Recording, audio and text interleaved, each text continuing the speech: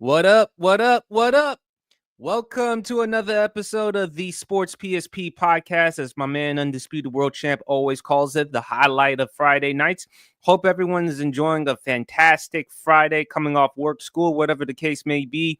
I am the host, Sportspsp. BRF, unfortunately, is not here today, but please make sure you like and follow and subscribe to BRF's content, and make sure you go check them out on the Undisputed Go podcast whenever you get the chance, whether on Mondays or on Thursday nights, with Flash and the big fella, and who really needs no introduction, from Columbus, Georgia, the four-time college degree champion, military man and veteran, brilliant, smart, sophisticated, the Al Roker of journalism, the young Charles Barkley, as I call him. Even though he's on his diet, fitness, and exercise regime, he and Luka have been spending a lot of time in the offseason getting their training together.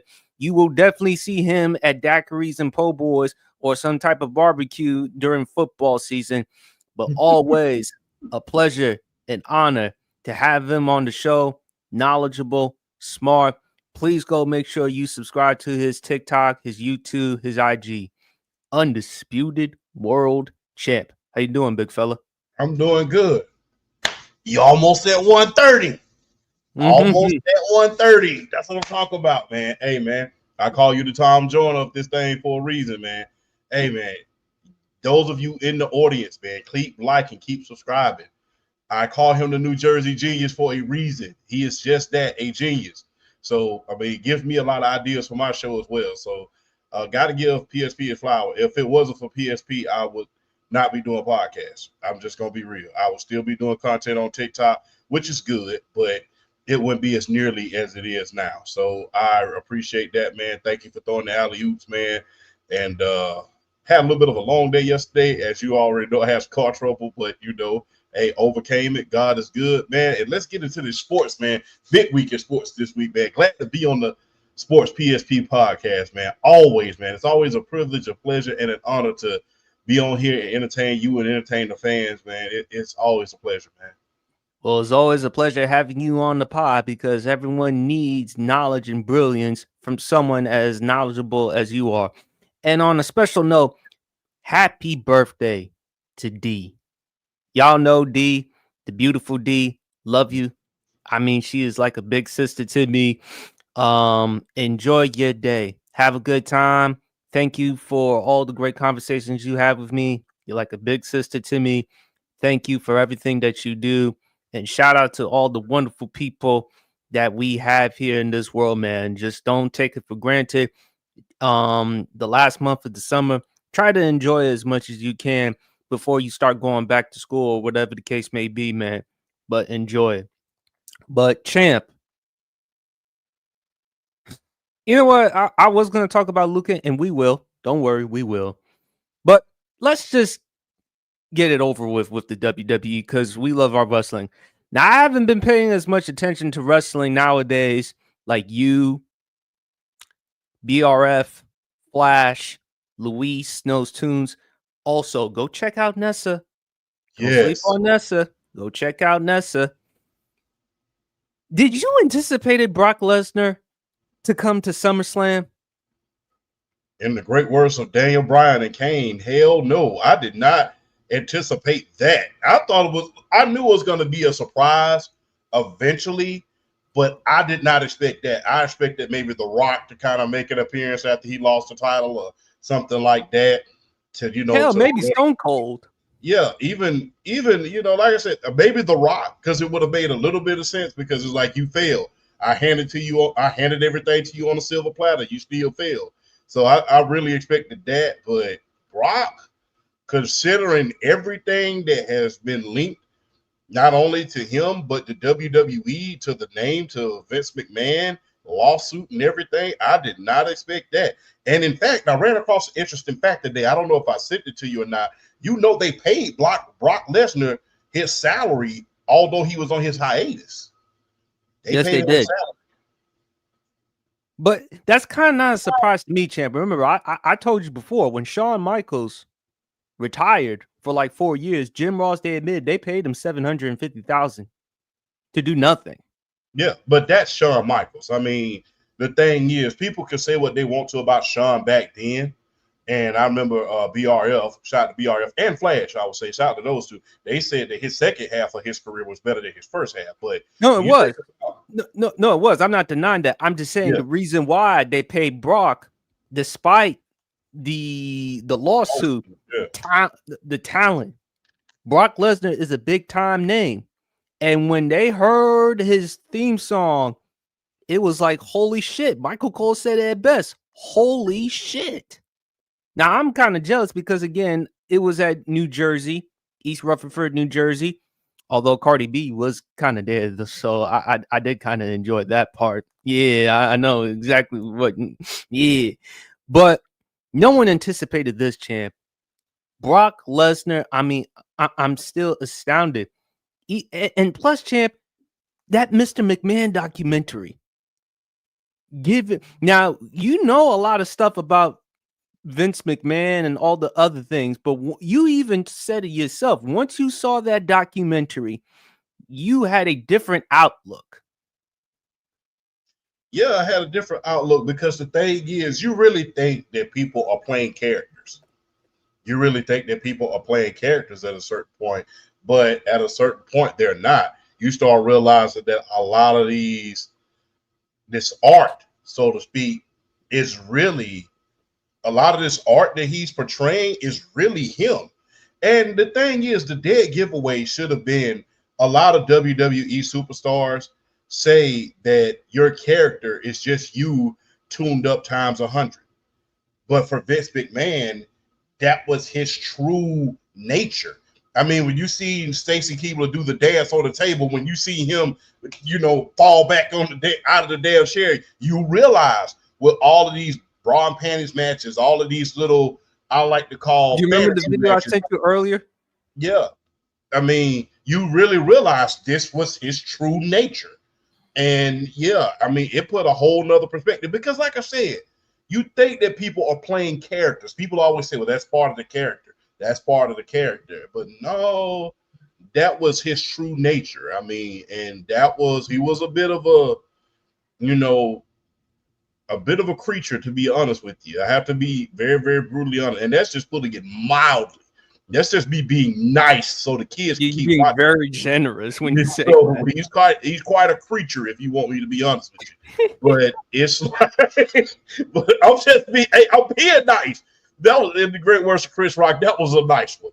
But he's very creepy. He's kind of a creature. It is just like, wow, you really are this dude that you're betraying on the screen. And the fact that Brock Lesnar's name was brought up in that lawsuit, I never thought that we would see him again because, number one, it's a bad look, especially nowadays. I'm not discrediting and stuff. Yes, I'm not discrediting him back when we was younger or what have you. I'm not discrediting our generation and the generation before us. But nowadays, with the advent of social media, when criticism was at its loudest, yes, I believe that it was a bad look because guess what? You're going to get a lot of criticism, and there's going to be picket signs every darn where in order to either say something derogatory or either say something say something about Brock and the ongoing lawsuit. So because it's ongoing. Now, if it was over and he had been found innocent and he had been exonerated, that's a different story. Like that's a whole nother story. You can say whatever. Hey, at the end of the day, you can say what you want to. Once they say innocent, hey, the judge said I was innocent. Whether you did it or not, if the court is the court of public opinion, that's whole nother story. But the case is still ongoing. There's a lot of things that's still in the making at this point. Not to mention, I think you mentioned it right before we went on the air, the plane ride from hell with the whole Flair Runnels. And now Flair, he was, wilding, but everybody know about the plane ride from hell with Brock Lesnar. And in fact, that ain't even the worst part. I mean, that's just a little bit of the part. I mean, remember when Kurt Hennig, God rest his soul, kept saying the only Mr. man Perfect. Mr. Perfect, the only man that took down Brock Lesnar at 50,000 feet. So I mean, that was, yeah, it's a lot of it's gonna be a lot of criticism. Don't be surprised if derogatory things are said, or a lot of signs in the crowd, or if even if you see protest about it. Don't be surprised, because guess what? This is ongoing. It's not one of those situations where it's gonna go away anytime soon. And the thing is this. Another thing they might not people are not talking about. What if a verdict comes out in the middle of this run? What if a settlement or a verdict comes out in the middle of this run? Because everybody know that Johnny Ace, Johnny Laurinaitis, he just started snitching. Everybody know he flipped on Vince McMahon already. Everybody knows that. So Right. what if a verdict is reached on this lawsuit while this run is going on, and everything literally comes out, even more information comes out? You got to think about that. Now, as a wrestling fan, I think this is the perfect thing to finish off his farewell tour, because Brock has had John Cena's number.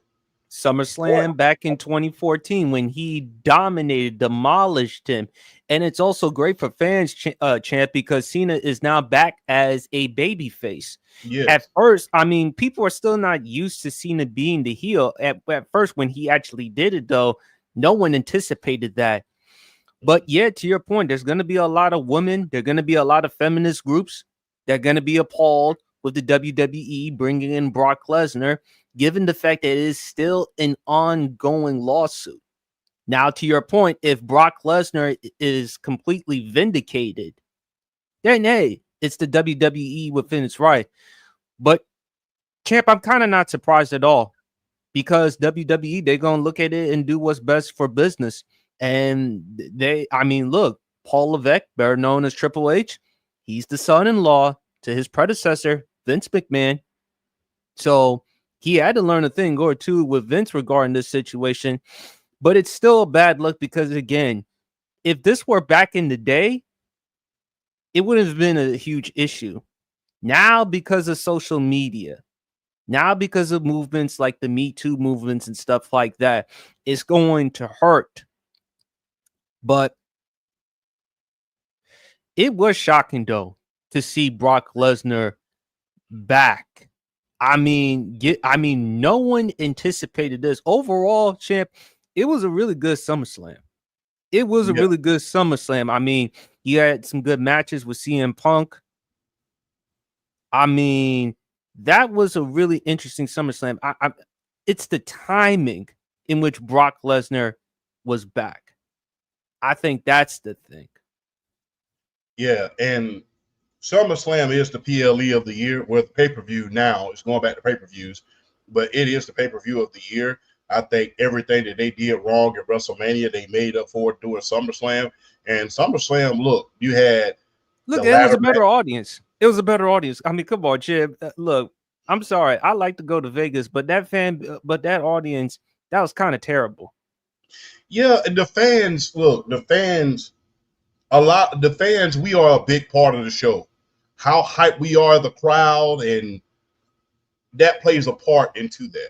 Plus, it didn't help that Travis Scott was involved in the main event. That was a whole nother issue. So yeah, I mean, because ever since then he hasn't been a part of it.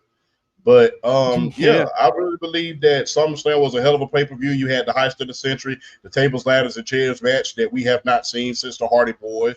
You had, Jade Cargill going one-on-one with Tiffany Stratton, one of her best matches. Gunther and CM Punk going head-to-head right before the heist of the summer, going head-to-head in one of the best technical matches we've probably seen this year. They was going at it. The Tribal Chief showing a different side of himself, sacrificing himself for Jey Uso in that first match. Everybody called it Bronson Reed, the Tribal Thief, because he had the George draped across his neck. I mean, how many pairs of shoes can you steal? But it was real good, man. That was great, and it topped it all off with Seth freaking Rollins just coming out there stealing one once again. People talk about Edge and the way he was doing the Money in the Bank. I think when you talk about having an opportunity to win Money in the Bank, you got to put Seth Rollins right there, because guess what? Although Edge took advantage as far as Money in the Bank, he took advantage during New Year's Revolution and on SmackDown. When you think about Seth Rollins, he took advantage on the biggest stages that you could possibly find, on the biggest stages. I mean, going out there pulling the James Brown, throwing down his crutches and showing the world that he was, there was all a work. I fooled you all. That was the highlight of the evening, man. So SummerSlam was the pay-per-view of the year, man. Can't wait to see what happens at my favorite pay-per-view, the Survivor Series. It was a lot better than WrestleMania. I think Backlash was pretty good though, but SummerSlam just topped it off. I mean, man, overall it was a really good SummerSlam. Shout out to the great folks in New Jersey, East Rutherford, New Jersey. Of course, as champ, you always call me the New Jersey genius. There's a lot of Jersey people there that were excited, fun. It was great. I'm glad that the fans got their money's worth. Great event. It was a great event.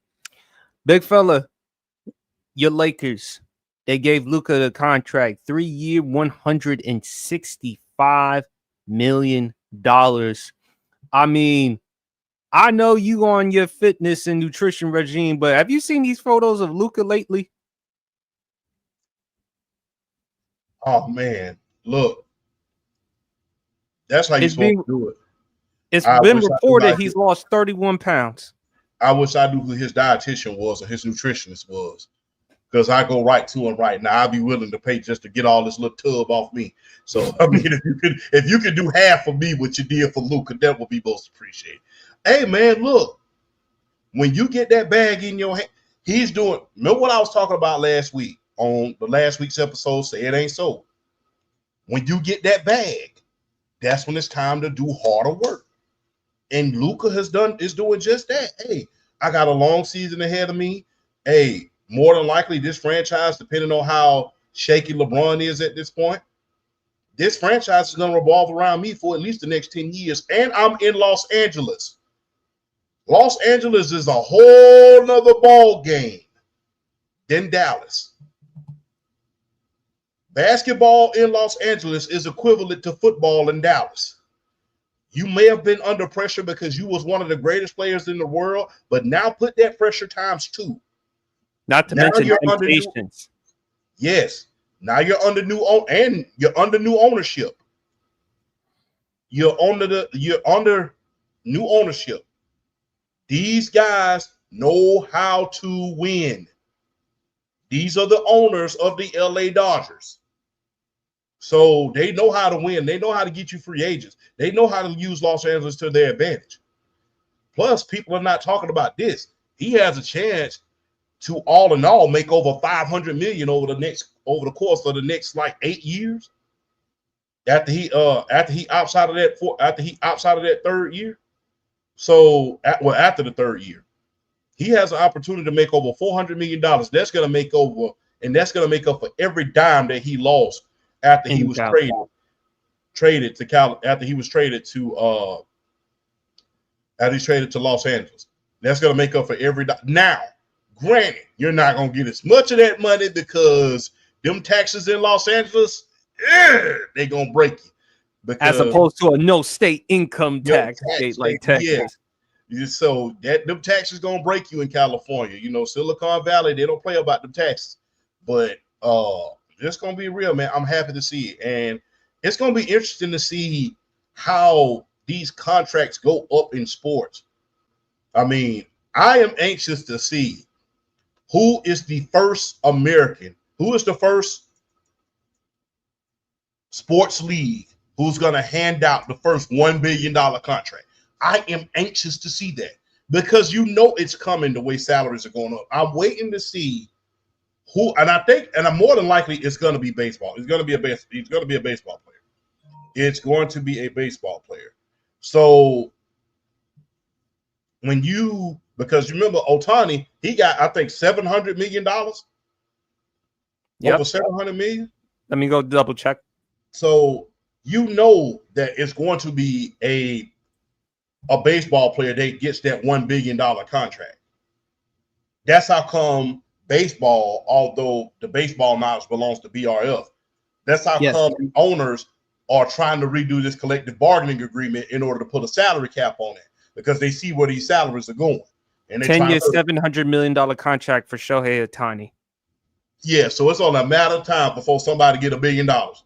It's only a matter of time. I remember there was a time, and you know this for a fact.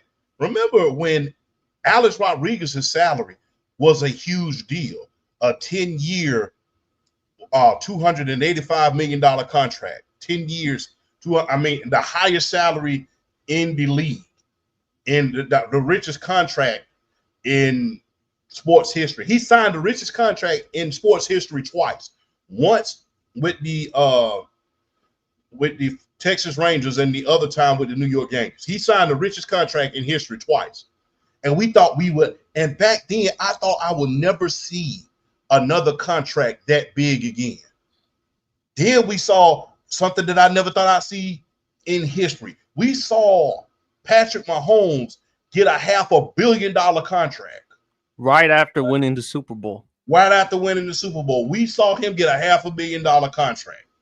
It's going to happen eventually. It's probably going to lean towards more baseball because of how much money.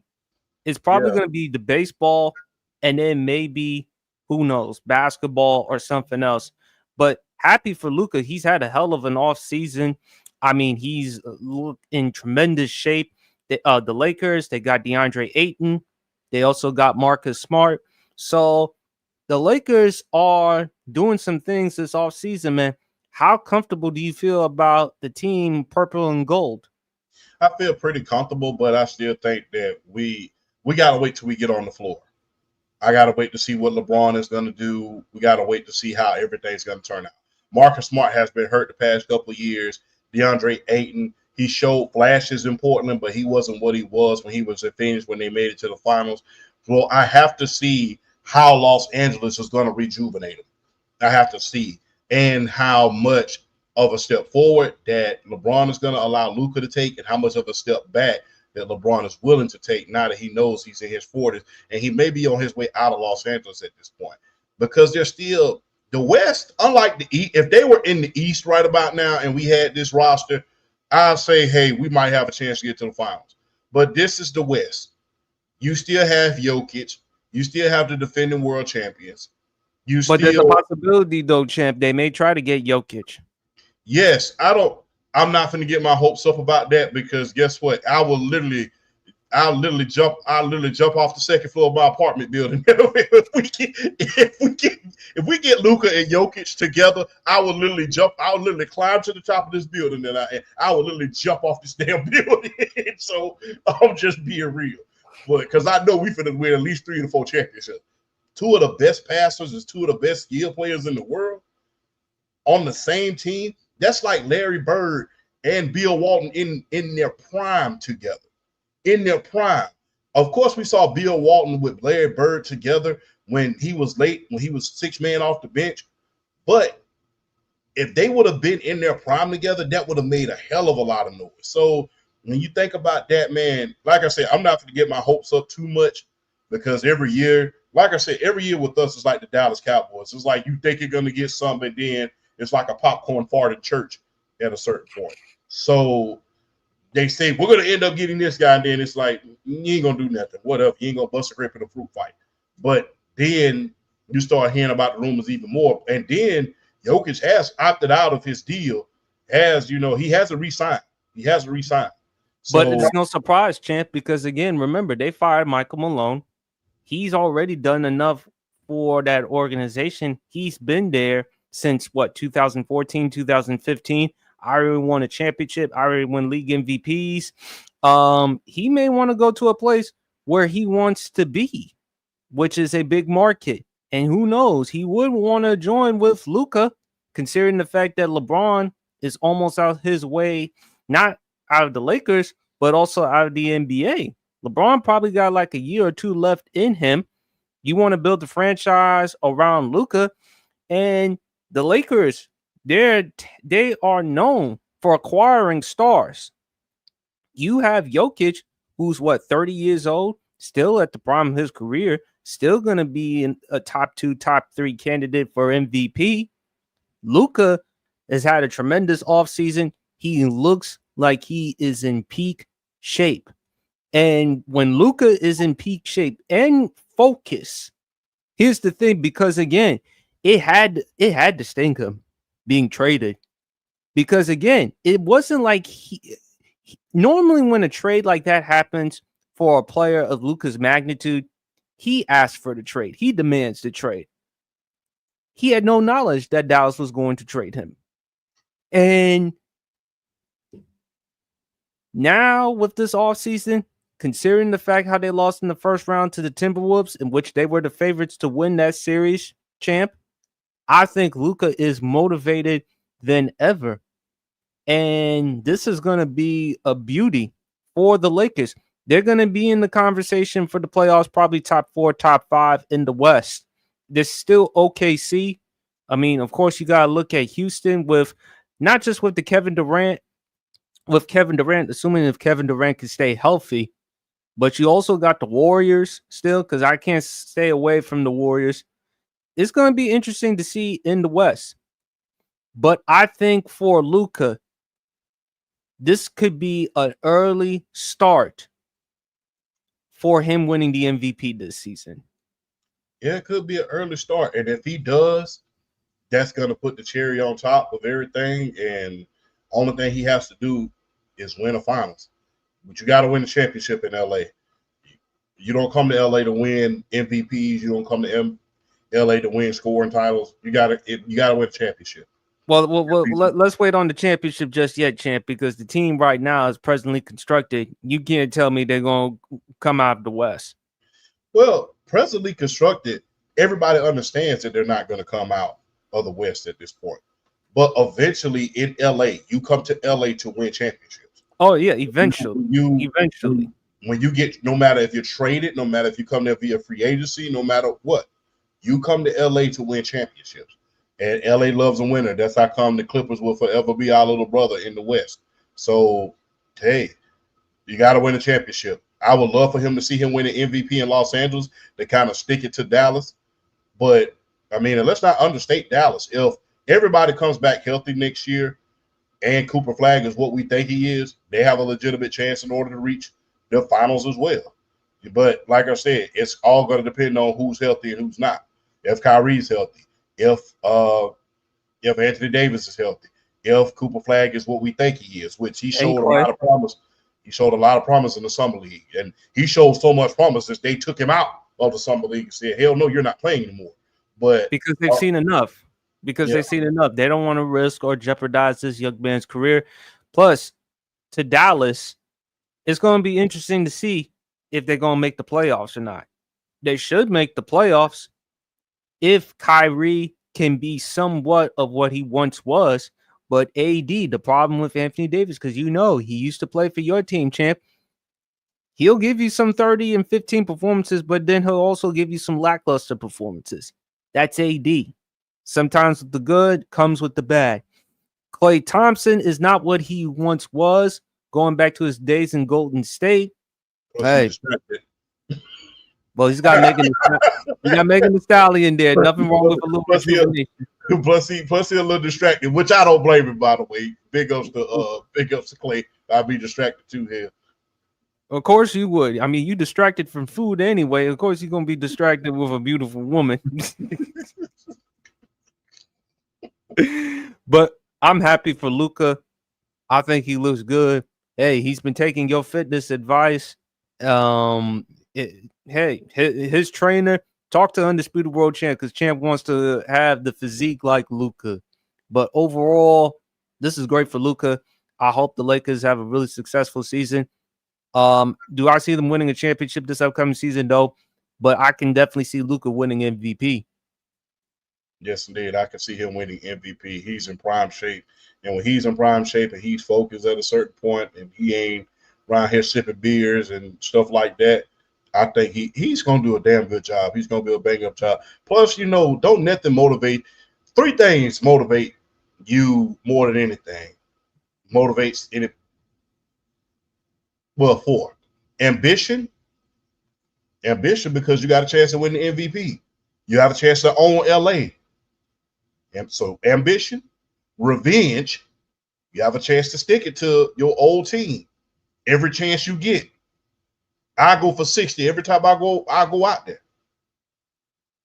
The bag, you have a chance to make over $500 million, if not more. And that's just what you're doing on the court. You're in Los Angeles, Silicon Valley, Tinseltown. You start winning MVPs and championship, all of these off the court guys are going to be swarming in order to give you endorsements. Big time celebrities will also be there too. Yes, indeed. So you got ambition, revenge, and the bag itself, not to mention building. Mm-hmm. You have a chance to start a dynasty, to head start a dynasty, something that the Lakers have not experienced since the Shaq and Kobe days. They experienced a dynasty. They experienced the dynasty in the 2010. You have a chance at the right age. I think he's like 25 years old right now. 25. Luka's 26. 26 years. You have a chance for the next 10 years to put LA back on the map once again, to make LA the center of the universe once again. Coming off of the heels of a LeBron James, you have a chance to literally erase that era, if you really want me to be honest with you, if you are able to win championship. Because LeBron did great here. He won a championship in the bubble, but people are every time you look around, people are going to try to discredit that. But he has a chance to say, hey, LeBron won 1 here, Luka won 2 or 3 here. He has that chance. So you have ambition, revenge, the bag, and building. Nothing motivates a person better than those 4 things. And also an attraction. Because with LA, I mean, to win in LA, kind of like, just like New York, it's beautiful. Even though you got to deal with them taxes, it's a lot easier to be in California come winter season as opposed to that cold and snow. Yeah. Hey, man, look, we all know the winter's coming, man, and it's going to get ugly. So, I mean, it never rains in sunny California, man. When you got that weather, man, not to mention, man, not just sunny California, then you got the wine country, the wine country. So, I mean, up there in Northern California. So, I mean, there's a lot for him to look forward to, on the court and off the court. You have a chance to even become even bigger. Because remember how big Shaq was in Orlando? Remember how much bigger he got in Los Angeles? So he got even bigger in Los Angeles. Then even bigger after he won the championships. So this is going to be great, man. I can't wait to see how. And you have an ownership that ain't scared to spend that cheese in order to bring you what you need to bring. You have an organization that their pockets are deep. Their pockets are unlimited. You saw what they did with the LA Dodgers. They came right in and built a team quick. Stole Freddie Freeman from my Atlanta Braves. So, I mean, you have a team, you have an ownership group behind you right now that ain't scared to run them pockets and get you what you need. So you got a lot to look forward to in Los Angeles. So it's going to be interesting to see what happens. Absolutely. Let me read a couple of comments here. Shout out to one of our good guys, Dwayne Coleman, who checks out the pod sub. Oh, Grant. Shout out to PSPN champ. Football season's around the corner, and your boy is hyped. Keep up the good work. We're going to definitely talk about football in just a sec. Champ, we got to talk about Michelle Obama and Stephen A. Smith. Michelle Obama went on her podcast, and she talked about how ESPN is like reality TV, like the Real Housewives of Atlanta. And she talked about Stephen A. Smith, and her panel agreed that Stephen A. Smith would be a good enough Real Housewife. And Stephen A. Smith, of course, he went on his podcast, even though he appreciated Michelle Obama for acknowledging her watching ESPN and her and him on First Take. You know, he had an awful lot to say, which I know you'll get into. You know what, Champ? I kind of like it with what Michelle Obama had to say, because usually when it comes to sports stuff, it's Barack you hear, because we all know Barack loves his college football, college basketball. You know, we've seen him do the college basketball brackets, NFL, NBA, all the other stuff. But for her, Michelle Obama, of all people, to take the time to say that ESPN is reality TV, yeah, I agree. Because nowadays, it's not just with Stephen A. Smith, Champ. Look at Kendrick Perkins. I'm sorry, but Kendrick Perkins, anytime whenever he gives a basketball take, it's like somebody burning breakfast. Like you expect to have a good pancakes, eggs, and bacon, and it's burnt to the point in which you don't even want to eat it. Matter of fact, you don't even want to give it to your dog. You just want to throw that bleep into the trash. That's how I feel when Kendrick Perkins is giving basketball takes. And when you look at ESPN nowadays, Champ, because we've had numerous conversations about this, not only on my part, but also on yours, the integrity. And Stephen A. Smith, I mean, he does look like the Real Housewife of Atlanta or Love and Hip Hop, Mama B and Lil Scrappy. I mean, let's not forget the situation between he and Braun when LeBron had to confront him based on the things he had to say about him and Bronny. And plus, you, Stephen A. Smith, you went on your podcast and saying I would have swung on him, which we all know that wouldn't have worked out because Stephen A. is about 6'1", 180-ish. LeBron James is about 6'9", 250. And I said this because we had this conversation, Champ. Stephen A. and LeBron is kind of like two drunk dudes at a barbecue or a cookout, arguing and fighting over some petty shit. And yeah, I agree with Michelle Obama, because where is the journalism? Where is the reporting? Because prior to a match, prior to a game, you want to hear the great reporting. Like you heard from Rest His Soul, Chris Mortensen. Rest his soul, John Clayton. Rest his soul, Stuart Scott. You know, Stuart Scott with the catchphrases, the booyah, as cool as the other side of the pillow, all the catchphrases that he uses. Nowadays with journalism, nowadays with sports media, it seems gone. It seems like an afterthought. It's more hot takes, controversial takes, rather than the actual reporting. And that's good here and there. But when it's too redundant to the point it becomes unwatchable, I mean, I get turned off. And nowadays, I don't watch ESPN. I don't watch First Take. I don't watch Fox Sports like I once did anymore. I just don't, Champ. If I'm going to watch ESPN, that's only for the live sporting events, the college football, the NFL, the NBA games. I don't even really watch First Take anymore, because nowadays, Champ, what we're doing with podcasting and how we're taking it to the next level, I don't like to brag as much. I don't like bragging, but I'm almost at 120,000 subscribers. And because we do a lot of great content, we provide a lot of great stuff for the audience because we entertain. Yes, we do give hot takes, but we also want to go by the reports. We also want to give people their due, their recognition, and we also have integrity. I just feel like for Michelle Obama, and that had to sting Stephen A. Smith. It had to sting Stephen A. Smith. I mean, after all, you took the time to take your ass to Fox News to be on Sean Hannity's show. So, Stephen A., I mean, you are kind of like a reality star. I mean, you're a journalist. I mean, you're an author. You're an advocate. Look, no one is going to deny or disregard Stephen A.'s hard work and accomplishments. The man's work speaks for itself. But Stephen A. Smith, two things can be true. And you did kind of look very petty. I mean, after all, Stephen A., lately you've been acting like a reality star. Because remember, after when LeBron James confronted you And even though Champ and I, we don't agree how the way LeBron handled it, we felt like he could have handled it behind closed doors. At the same time, as Champ will always say, hey, he's a father. He would have done, my father would have done the exact thing. But at the same time, Stephen A., you are the same person on air that said and made a false claim that LeBron James did not attend Kobe's memorial.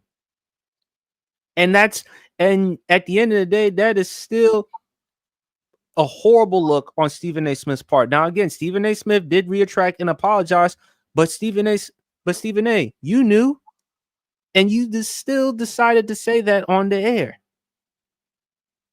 So my thing is with journalism nowadays, with sports media, it's just not the same anymore. I am not as entertained nor enlightened anymore like when I watch ESPN or Fox Sports, Champ. If I'm going to watch hot takes or something, I'm going to watch Player's Choice. I'm going to watch Bread from the Blocks. I'm going to watch Sports for You podcast, the No Chill Gill podcast. I'm going to watch Trent's podcast. I'm going to watch a lot of other podcasts because podcast is now the new landscape, not just for journalists, but content creators like ourselves. And we do a hell of a job to provide information, to entertain the audience. And hell, Champ, you do a hell of a job because you not only cover the NFL, you also cover college football, college basketball, the WNBA. If you want more coverage on the WNBA, look no further than Undisputed World Champ. But for Stephen A. Smith, the way that he responded, I mean, of course, you're going to be petty because after all, you work for that company. Not to mention you're the face of that company. They paid you a shit ton of money. And Michelle Obama was just speaking that truth. It just seems to be your feelings got hurt. Your feelings got in the way. And that's all I'm going to say regarding that. The floor is yours, champ. I remember, I'm going to start this off with a story. There was a teacher that I had one time, God rest his soul, Mr. Hall, when I was in middle school. I was the starting offensive lineman on the football team, right? And I made a be in his class, and he used to always stay in my face about some always something. And I remember telling him one time, I said, you're in my face all the time, and I'm passing your class. I have an 85 in your class. I have an 85. I have one of the highest grades in your class, and you are in my face all the time. Why is that? He said, I know you are BSing around. Imagine if you tried harder. And the thing is, I did not get mad because I knew it was true. You can't get mad when something's true. You can't. The thing is this. Shout out to the First Lady. Because the thing is, she said what we've been saying for the past 2 damn years. We've been saying that for the past 2 years. And to hear it from her, I mean, it's more of a confirmation than a revelation. We have been saying this for years, especially when it came to how they were covering the W. How they were covering the WNBA. I complained about that to the high heavens how they cover the W. Because they don't cover it unless it's some drama.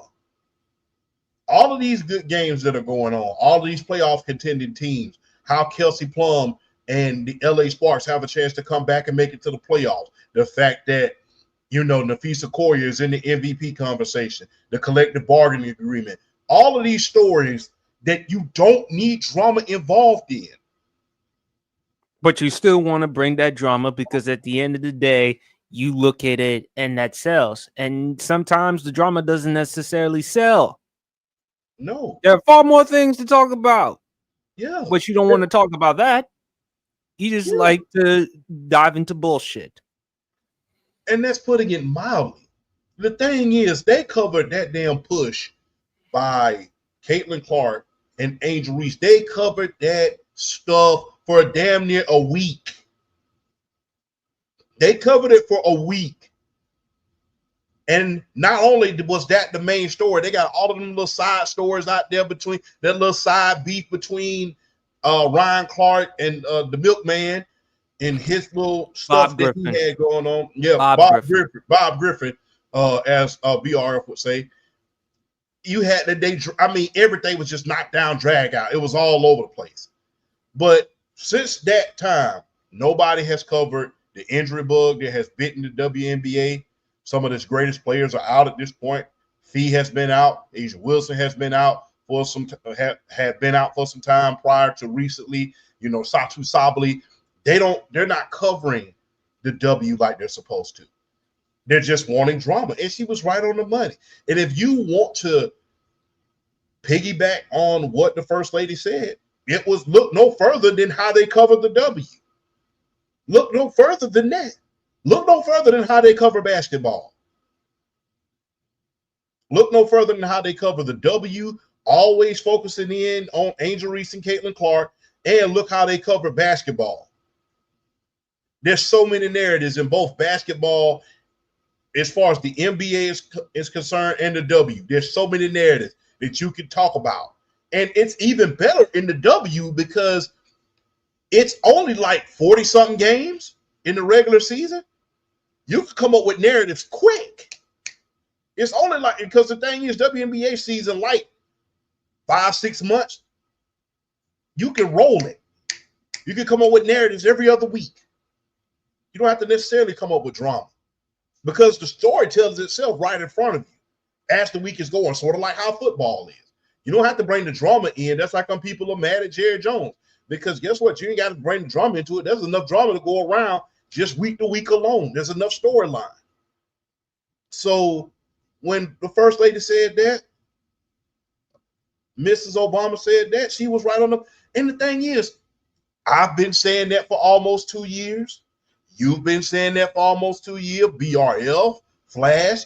And remember, I said this last week. I think it was a couple weeks ago on your pod. Yes, we talked about this, about the Donald Trump situation, because people talk about stick to sports, stick to sports, stick to sports. Yeah. And not only that, remember when I said podcasting is to content creators and sports creators what HBO was to comedians? Remember I said that? You did say that. Yes. So that's what it's going to now. And guess what? There's a lot of, if you want to see drama, I don't have to pay $11 a month in order to see drama. And there's a lot of quietness is kept right about now. I think Jeff Pearlman said it perfectly. With the NFL and its coverage being bought by ESPN and Disney, you have to wonder how the journalism is going to end up, how they're going to cover certain things. That's the main concern right about now, is how they're going to cover everything. With Red Zone and NFL Plus being covered, you got to wonder how they're going to cover it at this point. Because now that you brought the coverage, how are you going to cover a story, let's say, on Dak Prescott when he's not playing well, or if he gets caught up in some stuff off the field? How are you going to cover that story now that you're up under the ESP? Now that ESPN is essentially in cahoots with the NFL. So you got to ask yourself, how's that integrity going to be? And people don't want to see this same hot takes are for the beginning of the season. You're trying to predict who's going to make the playoffs.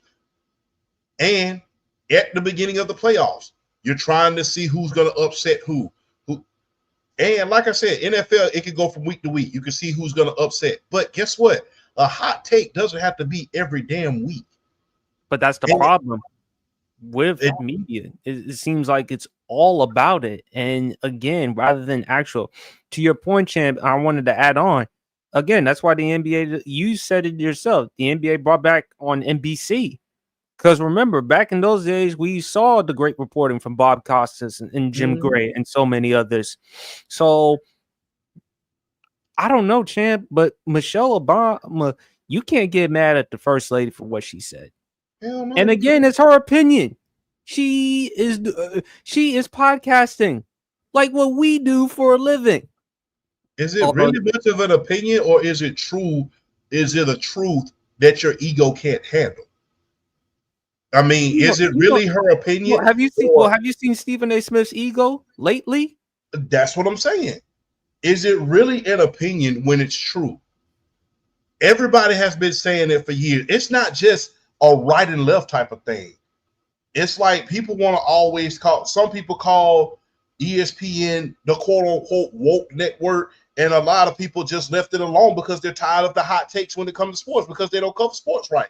So both sides, no matter what political spectrum of what side of the fence that you're on, everybody has stopped watching. I remember one guy told me on knowing certain terms, hey, I'm waiting on you to report on this because I don't know about it. I said, let me do some research on it and I get back to you. He told me this on TikTok. I get my sports news from you. I don't watch ESPN. So that's the thing. That's how come I said podcasting is to us what HBO was to comedians. Freedom, creative control. And a lot of guys don't want to go to these networks because they don't want to be muffled at a certain point. They don't want to be shut. They don't want to be shut down. That was a big concern. That's one of the biggest concerns now that Shaq and the TNT crew, now that they're going to ESPN. That's a big concern now that the NFL Network is going to ESPN. That's a big concern. That was a big concern up until he showed us that they're not going to muffle me. That Pat McAfee that everybody had with Pat McAfee's show. Everybody was concerned, is ESPN going to muffle them? So there's a lot of stigmatism around ESPN. They don't have the sports shows that they used to have. They don't have the sports reporter show that we used to have. It's not based around true journalism anymore. It's not based around true fact anymore. It's not based upon research and things that we can look at and say, that's a fair assessment. It's all about the hot takes, who can be first in saying that I had this right first. And I mean, even when Shannon Sharp, he's not there anymore. Remember when they went? Remember right after Ryan Day won the damn national championship. Is Ryan Day owed an apology? Well, he's supposed to do that. He had $20,000, but no, hell no. When he lost the Michigan game, y'all was clamoring for this man to lose his job. Y'all was clamoring for him to lose his job. Now that he has shut you up all the way up and shoved it down your throat, then guess what? You can't even say, well, we was wrong. It's all about ego now. And like I said, you can't get pissed off when something is true. Everybody, but people don't want to accept or handle the truth, champ. Look, I told you brought up the Ryan Day example. I told you about the example of Cam Newton and Kimberly Martin. Remember when Cam Newton said Brock Purdy, Tua Tagovailoa, Dak Prescott, Jared Goff, game managers? And remember what Kimberly Martin had to say, what she said about Cam Newton? Yeah. Come to find out, everything what Cam Newton said was kind of true. But you didn't apologize.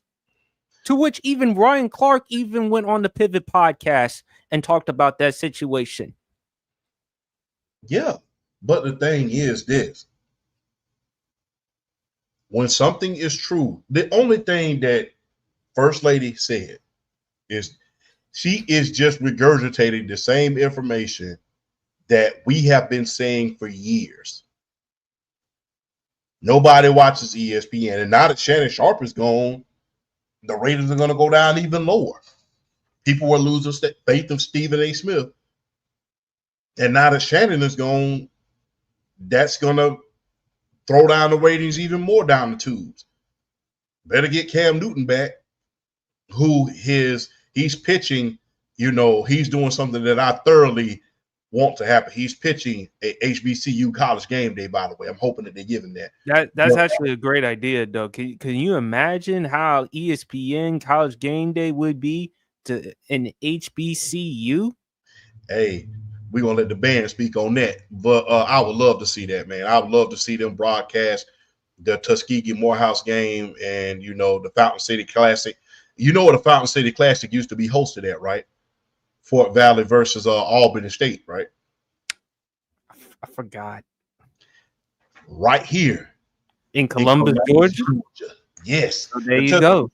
The Tuskegee Morehouse game used to be hosted right here in Columbus, Georgia. The Fountain City Classic used to be hosted right here in Columbus, Georgia. Remember when Denzel used to be down here nearly every year when his son was playing for Tuskegee. So, yeah, he down there, downtown at the Great Memorial Stadium. So right by the Civic Center.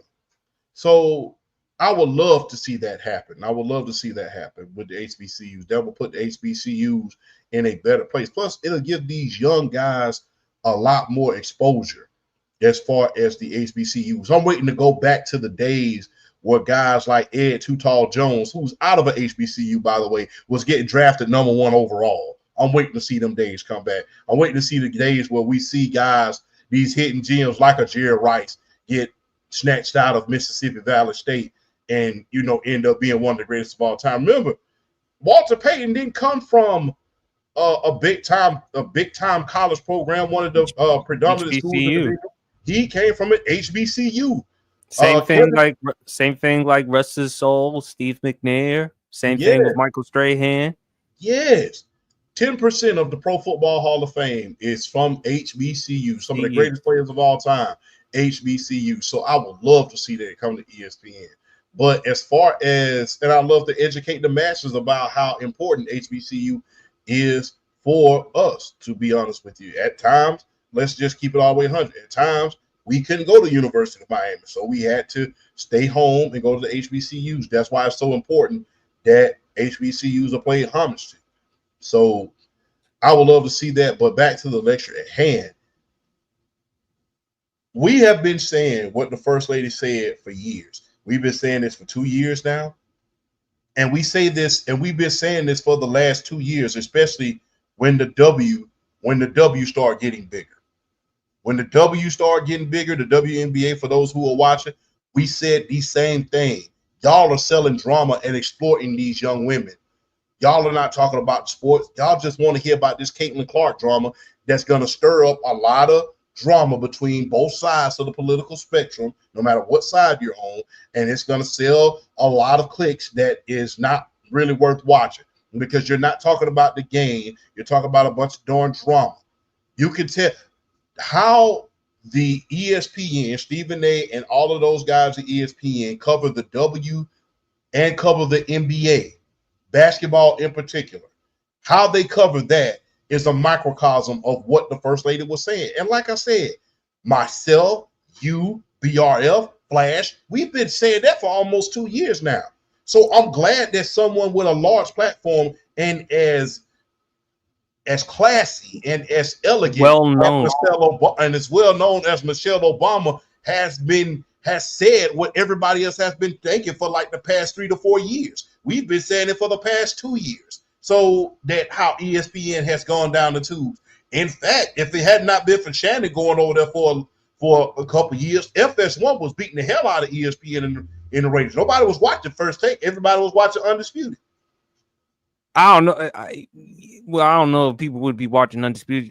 Well, now they're not. But when Shannon and Skip was over there, they was watching Undisputed. But I'm talking about when Shannon departed FS1. Because remember, when Skip tried to move on and tried to bring in Paul Pierce, Richard Sherman, Michael Irvin, Keyshawn Johnson, that didn't work out well. But Champ, you forgot one thing. Michelle Obama apparently has been watching our content. Apparently, like I said, we've been saying this for the past 2 years. We've been saying it for the past 2 years. And if the First Lady is taking the time to actually say that, doesn't that give us the validation for us? Because again, we're not huge. We damn sure ain't. We damn sure ain't well known. I mean, if you Google our names, we only get like 1 or 2. Michelle Obama, and as someone as sophisticated, classy, elegant as her, to actually say what we've been saying is refreshing and surprising. Because again, like I said, I am not trying to say that Michelle Obama doesn't know sports, but usually when you hear sports stuff, you hear it from Barack. Yeah, you hear it from Michelle. To hear it from that classy woman, man, and as beautiful as she is, man, and as educated and as honorable as she is, to regurgitate the stuff that we've been saying, and I'll say it, that we've been saying down here on the street for her to be as elegant and going into rooms that how she is, for her to be saying what guys on us on the ground floor have been saying for years, that just goes to show you that, number one, she's listening to the people like us. And number two, everybody's tired of the same old crap from ESPN. I mean, when are we going to get back to the Charlie Steiners? When are we going to get back to the Rich Eisens? When are we going to get back to those guys who come with those great takes that you can take it as gold? Like I said last week, and I hate to regurgitate this, but remember when John Clayton used to say something, it was gold. The only two people right now that you can really listen to and just say, okay, if he said that happened, that happened. Well, three. Ian Rappaport, Adam Schefter, and Shams Charania. And Shams Charania. Am I saying his name correctly? Yes. And Shams Charania. That was it. And they lost big because Shams came right in and after Adrian Wojnarowski. Yes, he was a perfect replacement for Woj. We could call it we can't call it the Shams bomb yet, but I remember when he says something, it is gold. Those are the only three people right about now, as far as journalism is concerned, that you take it and you say, hey, if he said it happened, then it happened. Everybody else is just like, and the thing is, sports media, and I'm not trying to get political, let's just be real, but this is the truth. Sports media is just a microcosm of what people are thinking about mainstream media and in general at this point. Everybody's lost faith. Nobody trusts it. It's a lot of fake news out there. It's a lot of bad articles out there. Nobody trusts mainstream media anymore. So sports media right now, especially when you think about ESPN and a lot of those guys, it's a microcosm of how people feel about the media in general. They don't trust it. They think it's whatever, depending on what side you're on, and they're turning to stuff like, and they're turning to things like the podcast. They're turning to guys like the Sportspsp podcast. They're turning to guys like Trent, Brandon from the Block, myself. They're turning to guys like that. Let's not even forget about Pitch Grid, Jones for Sports, all of those guys. Sports for You. Fun Football podcast. Yeah. Yes. That's who they're turning. That's who people are turning to at this point in order to get something fresh, because journalism is pretty much dead at this point, other than hot takes. And but not only that, champ, integrity. The only person that seems to have that nowadays, as you mentioned, Brian Windhorst. Even when LeBron went on Pat McAfee show, it didn't phase, it didn't bother Brian Windhorst. Or even when he made a bad prediction regarding the Knicks, it didn't bother him at all. You even said it yourself. You jealous because of Brian Windhorst. Because anybody else would have reacted like that. They would have reacted differently. Yeah. But he just kept it moving. He was like, look, I made the mistake. Hey, it's not the end of the world. I'm still going to continue to live my life, and I'm still going to do my job as a reporter. But Stephen A. Smith, as I said before, champ, money don't change you. Money makes you more than what you already are. He's been this before. And speaking of Stephen A., he plays a huge role on the Real Housewives. Because after all, you go on podcasts. You go on Fox News. You go on News Nations, and you talk about politics. You talk about a lot of other things besides sports. And that ain't a problem. Heck, you even said something controversial regarding the Epstein list, which we will not get into. Google it. But at the end of the day, Michelle Obama spoke the truth, because it's not just for Stephen A. Smith. I told you before, champ, Kendrick Perkins giving basketball takes is somebody burning my breakfast. Hey, to burn the fridge stove. Yeah, I told you. I want pancakes, eggs, and bacon, and someone like him, he gonna burn it. I'm not gonna eat. You damn sure know I'm not gonna eat it. I'm gonna throw it to the trash. If I had a dog, I wouldn't feed it to the dog, and the dog wouldn't even eat it. Hey, you wanted pancakes and sausage, and they gave you gruel. Mm-hmm. They gave you gruel. If you don't know what gruel is, that's that hard oatmeal that Grandma used to make after she run out of cinnamon. They gave you some gruel. So that's just what it is, though. That's just what it is. But overall, Michelle Obama was absolutely correct because we've said this before. We've said it. And to hear it from her again, surprising, astounding, because normally you don't hear sports topics or conversations from Michelle Obama. You hear it from Barack. Hearing it from her to analogize it to the Real Housewives of Atlanta, to reality TV, yes, champ, it is a microcosm of mainstream media. Can't be trusted, as our president says, the fake news, journalism nowadays. That's how it is nowadays. People are more interested in hot takes rather than the actual reports and the facts, because the truth hurts. Either the truth hurts or you just want to believe whatever you want to believe. Hey, don't believe everything you read. So just being real, but I'm just going to be real, man. You got to either, when you get criticism, you can do one or two things with it.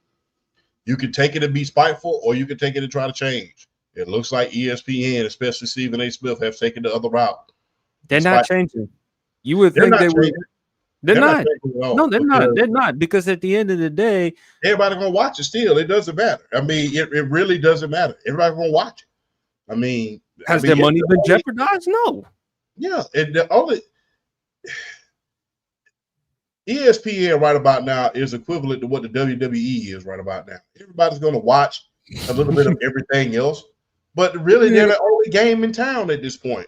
So isn't it kind of interesting that you bring up the WWE, because then they signed like a deal for the PLEs there? Yeah, their pay-per-views again. So I mean, again, they're the only game in town right about now. You're covering the W, you're covering NFL, you're covering the WWE.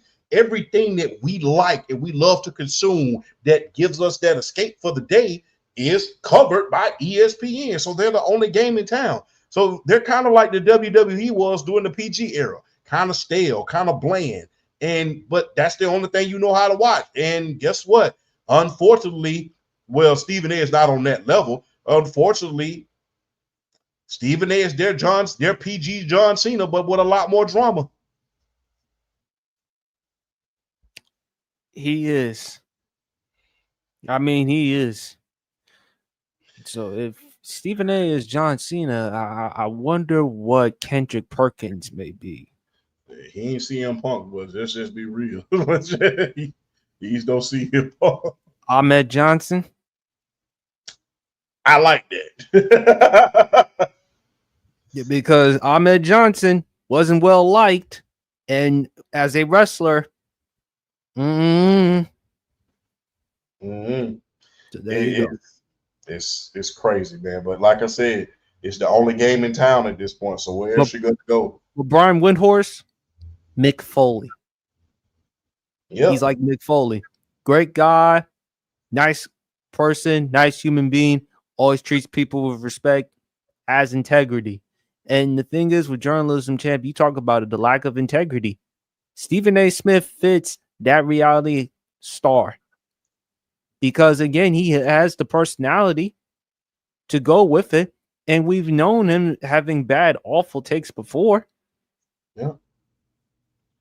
So that's just what that is, man. Just gonna be real.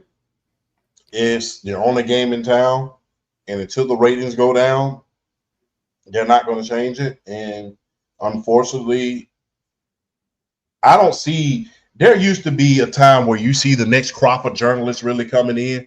If you really want me to be honest, the best journalists are the women on ESPN. Yeah.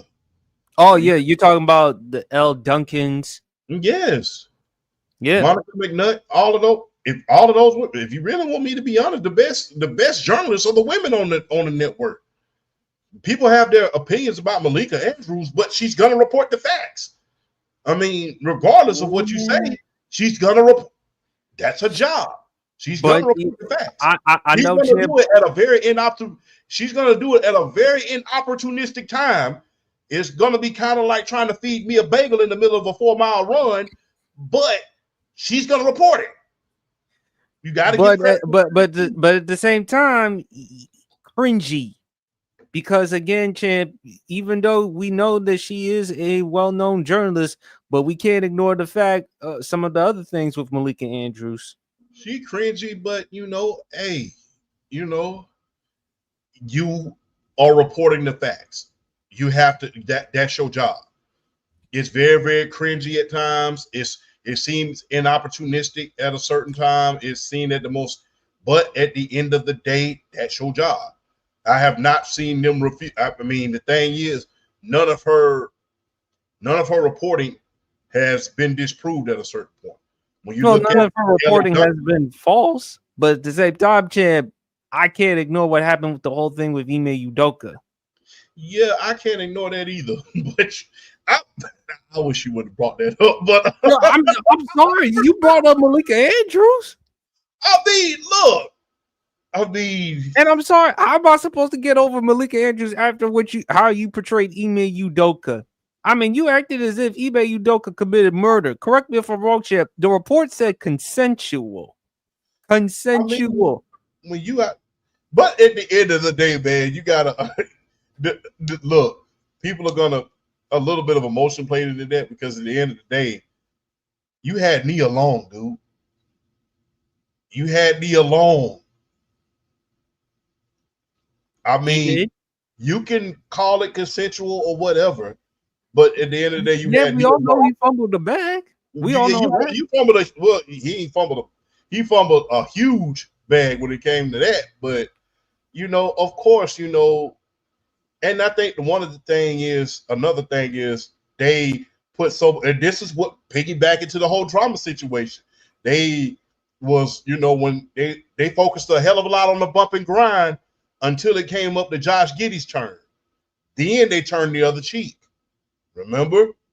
We had a discussion about that on the show. We didn't go into deep details of it. We're not, and hopefully we're not going into it now. No, remember the difference between the coverage Ime Udoka had when he was out here bumping and grinding versus Josh Giddey when he was out here doing a lot of unsavory things that came out about him. So I understand that part of it because they didn't have that same energy. But it goes back drama. But the thing is, hey. And plus, not to mention when Malika Andrews even went on First Take and talked about Stephen A. Smith the way that she did, to which Stephen A. Smith had to respond. I mean, come on. It was like Malika Andrews, someone in her 30s, telling Stephen A. Smith, who's almost in his 60s, it was kind of like Malika Andrews trying to be like the mother and Stephen A. trying to be the kid. Stephen A. was like, nah, I'm a grown-ass man. Don't do that to me on the air. And when Malika Andrews was trying to interrupt, he said, I listen to you. You ain't going to interrupt me. So I'm just saying, champ. Yeah. But she damn sure look good, though. But you're going to see it be real. She look good. Oh my God. Had to squeeze that in there real good, man. Had to squeeze that. You just had to squeeze that in there because you and Jason Whitlock, y'all can't get over Joy Taylor's peanut butter skin. Okay. Hey man, I stay in the chocolate factory, but you got to venture out to the pharmacy sometime. All right, let's get into some NFL preseason. Let's talk about Shedeur Sanders, champ. He played well. 2 touchdown passes, 14 to 23. I think it was like 140 something yards, 2 touchdowns. The Baltimore Ravens, that the preseason game, who was the player who returned that touchdown? I forget his name. But Wilder? Wilder, yeah. Wilder. I have my notes right here, but some water spilled on the damn things, but yeah. What are your thoughts on the preseason so far? One of the biggest things is this. It proves, give yourself, I'm going to always give you your flowers every single day of the week because you showed me something that's very, very interesting. The first Hall of Fame game beat the NBA playoffs as far as the ratings is concerned, which proves why the NFL will always be key. And that's why I keep screaming for the WNBA to go ahead and wrap up the collective bargaining agreement because I don't want your season beginning at the beginning of football season. That will be bad for the W, but I digress. But it shows that the minute that pig shit come on, They would rather see a sorry football game where the third string guys are playing than to see the first string guys playing in the NBA playoffs. So it just goes to show you that Football's football the is thing. back. Football is back, man. And this is the people call Christmas the most wonderful time of the year, which praise God, yes. But when that pigskin gets here, you can smell it in the air. You just take that big old whiff of the fall. You know everything. You hear the Delta. I don't know if you listen to that. The Delta Dawn song comes on. Everybody with the pigs, everybody got their team colors on. Right. It's like sales go on. You see everything. It's a different type of it, especially down south. When football season down south, you better not play no wedding when no major football game come on. You better not do nothing. You better not playing anything when football is on, especially on Saturday. Because hey, I done missed a lot of weddings because of Georgia playing Alabama. I done missed a lot of them. Hey man, you come to the wedding, I'm still here at the game, man. I come when the game go off, I come to the reception. Is y'all still gonna be there? I missed it by the skin of my teeth. But that just goes to show that football is back, and I'm loving what I'm seeing. As far as Sador Sanders is concerned, look, Sador, keep doing what you're doing. I'm loving it. You have shut the mouths of many people today. I am loving what I'm seeing. You came in, you did exactly what you were supposed to be doing, and you came out there and you showed out. And I like the fact not just his play, but his media training, how he's handling the media, how he's saying all the right things in the media, how he's not flying off the handle when they ask him these ridiculous questions about him not getting any first team reps. I'm liking how his offseason is going. If you look at the difference between him in Colorado and him now, it's completely different. He's done a lot of maturing since he's came into this league. So I'm proud of Sador Sanders and how he performed tonight. Fortunately, we had a few injuries. We know, I think Rashawn Slater, I think he got hurt. The offensive line for the San Diego Chargers, he got hurt. He tore his ACL. He had the patella injury. He's going to be out for the season. You know, unfortunately for the Chargers, they lost their best lineman, Slater, who they gave a big time contract. So yeah, it's going to be interesting to see how that saga turns out, because remember we was on Justin Herbert's rear end last year after that playoff loss, like white on rice, a glass of milk, a paper plate, the snowstorm. So yeah, we was on him. So it's going to be interesting to see what you do without one of your best offensive linemen. So they've had a few injuries that have come out. You know, you've had that Guyton from Dallas. He's gotten hurt. He's going to miss the first couple weeks. So you have a lot of injuries that have occurred, but that's a part of the game right about now. It's part of the game. And I'm loving what I'm seeing. Real reason why everybody was watching tonight was because of Sador. Everybody wanted to see what Sador was going to do. No disrespect to any other players, but everybody, whether you want to see him succeed or fail, everybody wants to see Sador. And it's starting to get that feel back to it again. Tomorrow at 12 o'clock, Buffalo is playing New York. Tomorrow at 3 o'clock, Minnesota is playing Houston. It's getting that feel back to it again. You're just getting into it. And, man, I'm loving what I'm seeing, man. It's amazing. This is the most wonderful time of the year. Spend time with family, you're barbecuing, you're eating fish, you're doing everything else, man. And I'm loving football, man. Football is a great part of my life. I want to see what Cam Ward does against the Tampa Bay Buccaneers. Again, he's not going to have an opportunity to have any nationally televised games. Remember, the Titans, the Browns, and New Orleans Saints are the teams so far this season that will not have any nationally televised games. I just want to see how Cam Ward does. Is he the type of guy for Tennessee to move forward to, considering the fact that Will Levis is going to be out for this season because of the shoulder injury? Unfortunately, my Commanders, they get demolished by the New England Patriots 41-11. But again, as Herm Edwards says, they matter, but they don't count. So hopefully there's going to be some things that we need to tweak Remember, Jaden Daniels didn't even play. So the first team guys didn't even play. So we got to wait and see with Washington. And the But, GOAT got his statue today. huh? The GOAT got his statue today. Oh, yes. Rightfully so. No doubt about that. And then, of course, champ, Cincinnati. Joe Burrow and Jamar Chase picking up where they left off against Philadelphia. I thought it still looked good, but again, the Bengals defense against the Eagles backups. Look, they were 25th in defense last season. No one is saying that they have to be a top 5, top 10 defense, but if you could at least be 20th, that'd be decent enough. No one's asking you to be elite, but we're asking at least of an improvement considering the offensive talent that y'all have. Just don't. I think this is what sums it up when it comes to the Bengals defense, I will say. I'm going to quote the great Chris Carter, Hall of Famer Chris Carter. Just don't get drugged up and down the field. Our offense is going to handle most of the load. Force a turnover here and there, get a couple 3 and outs in order to keep us in the game. Our offense is going to juice it up and dish it out all year long. Just don't get drugged up and down the field.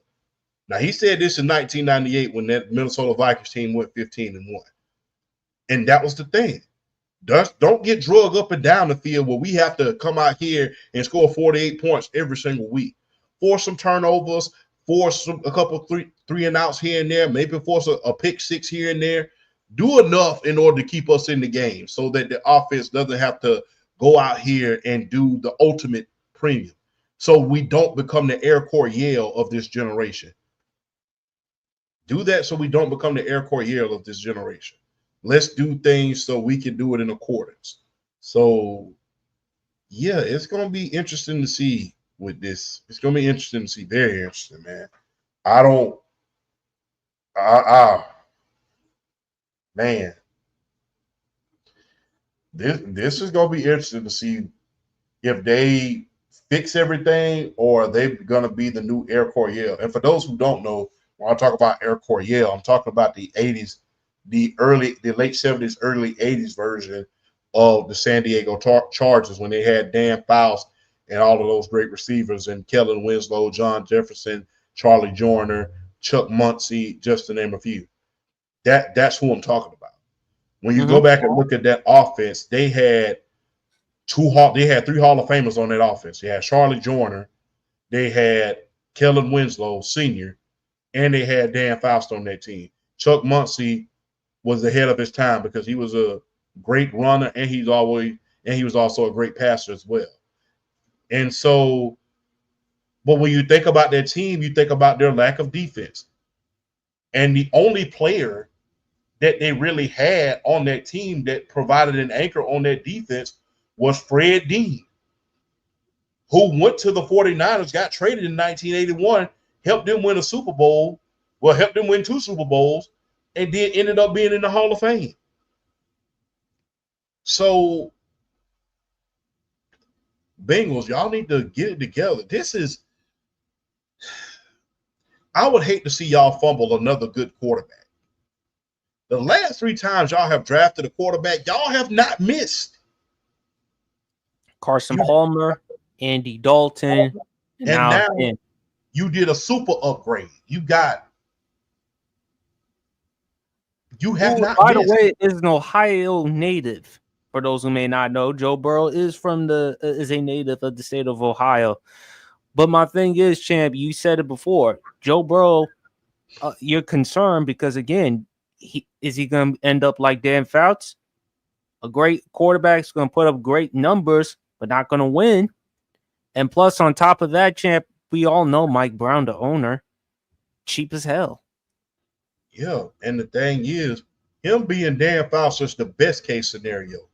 Him being Andrew Luck is the worst.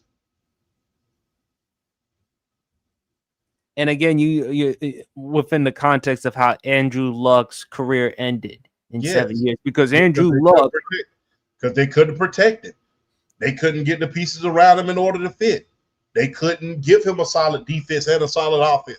it was basically Andrew Luck, and it's just like, hey, go out there and win. So him being the new Dan Fouts is the best case scenario.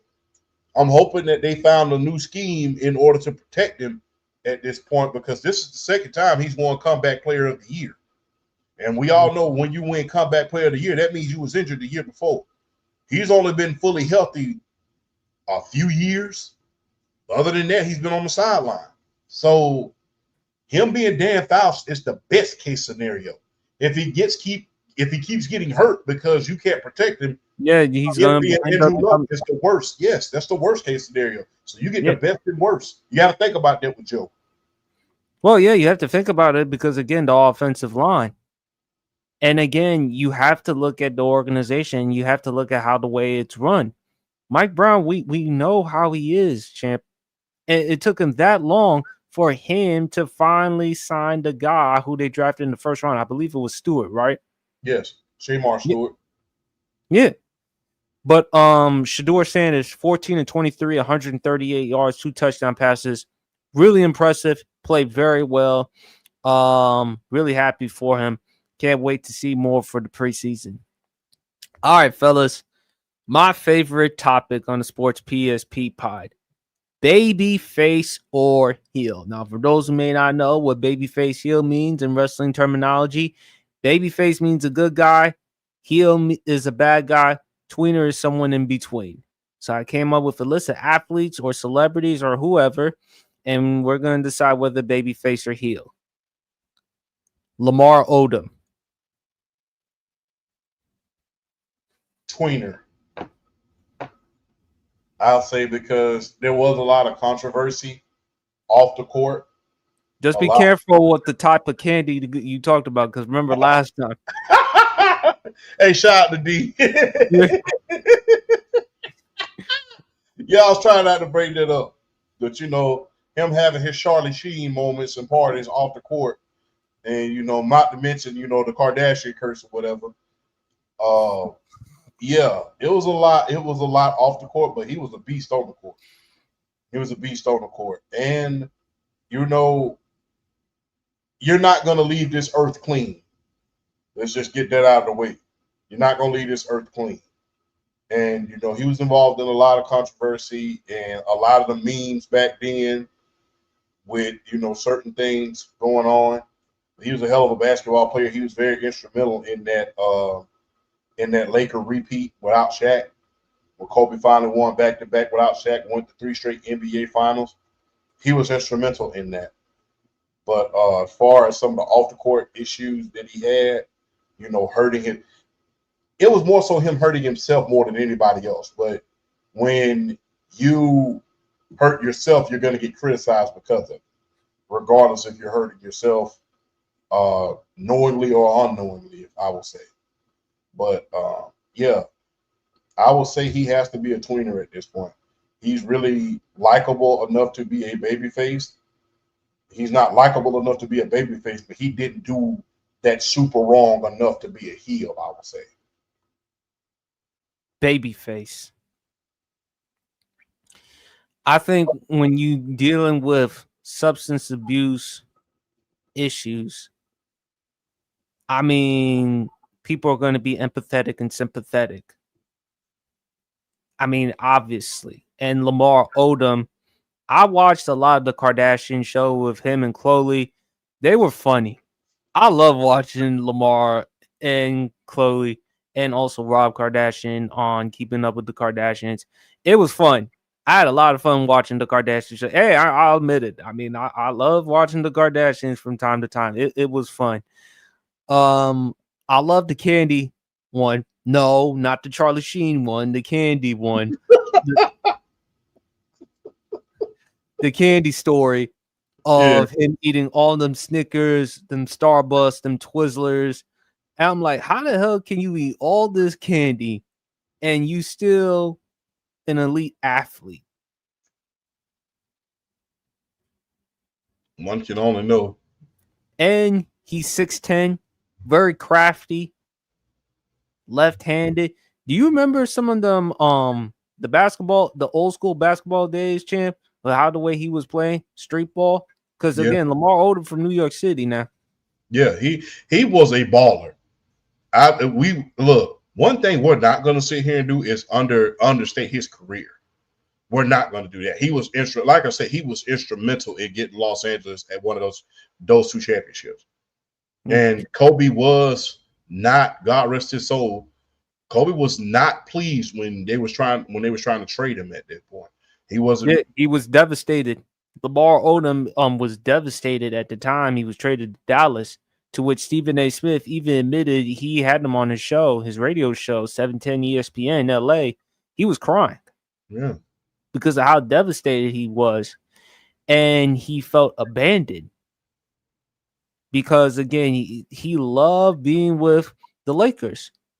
The knock on Lamar Odom was like two things. Number one was him being in Los Angeles and the love for the purple and gold. He loved it. He cherished it. And the reason why I say babyface is because he is a great example of Laker Nation. Winning championships, being celebrated for your work, but also to Lamar Odom made it relatable. And it made it easy for me to accept myself, to accept some of the problems that I have. I mean, Lamar Odom had problems. Substance abuse issues, candy issues, even women issues. I mean, I don't want to get into this too specific. Do you remember how many women he used to sleep with back in the day, Champ?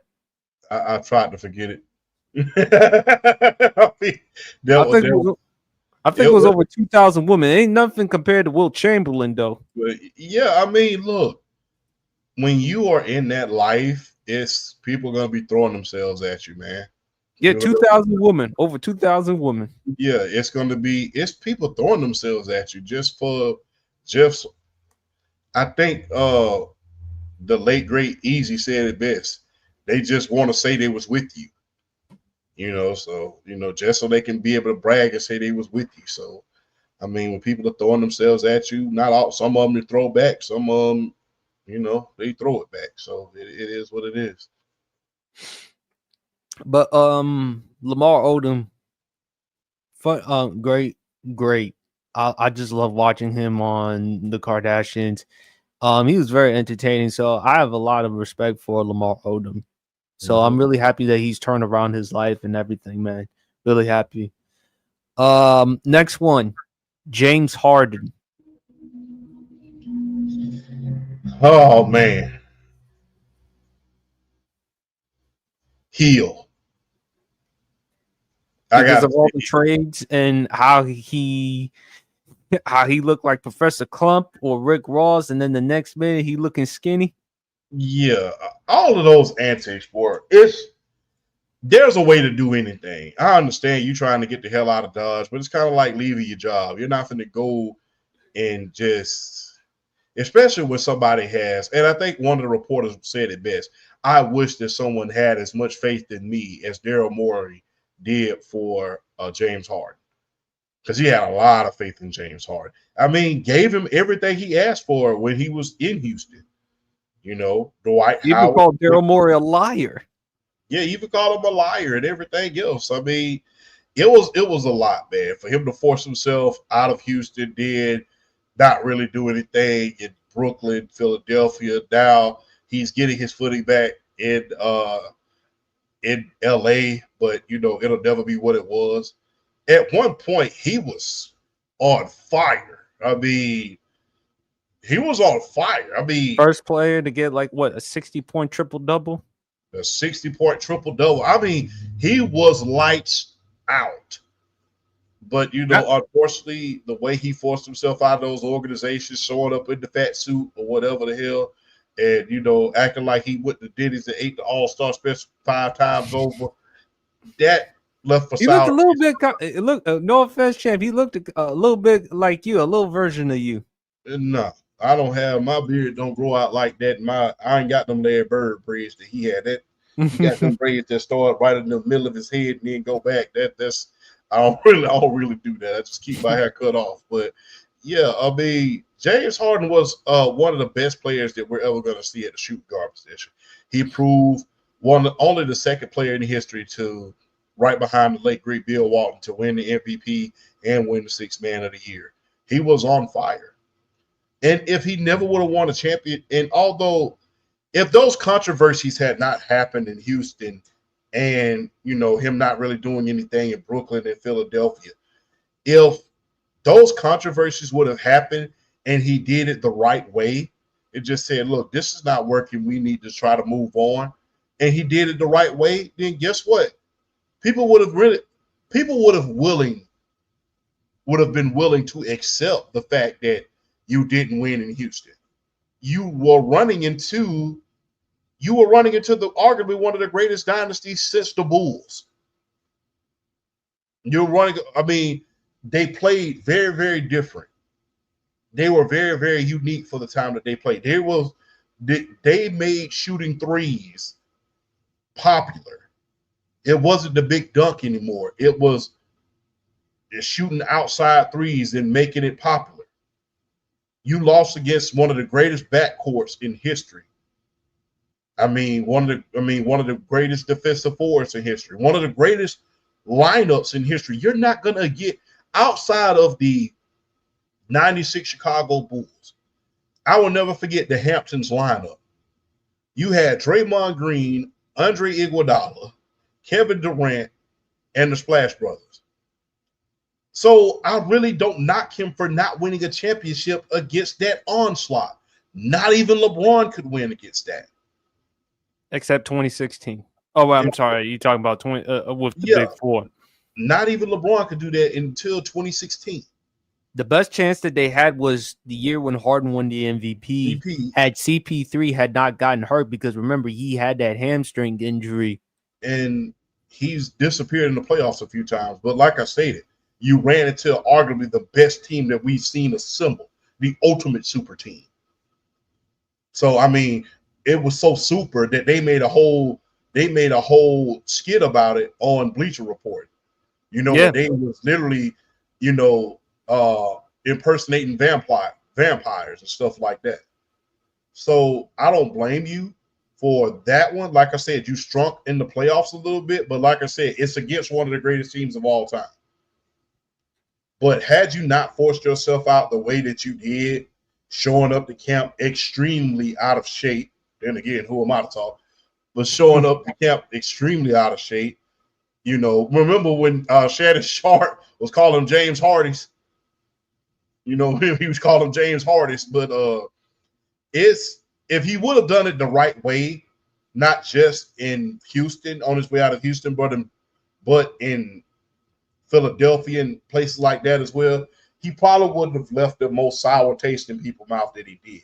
But unfortunately, the way that he handled those two situations, it left a bad taste in everybody's mouth.